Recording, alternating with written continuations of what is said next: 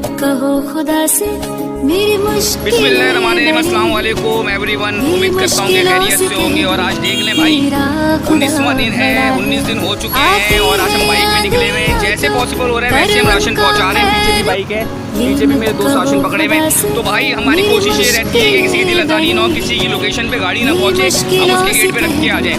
मैं बार बार बोलता हूँ कि भाई आप भी आगे निकले, आप भी साथ में। मेरा बहुत शुक्रिया।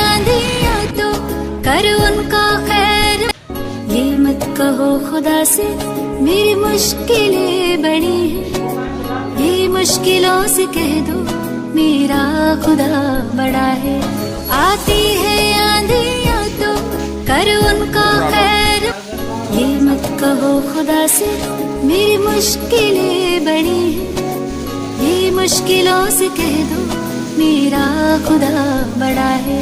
आती है आंधियाँ तो कर उनका खैर, ये मत कहो खुदा से मेरी मुश्किलें बड़ी हैं, ये मुश्किलों से कह दो मेरा खुदा बड़ा है। आती है आंधी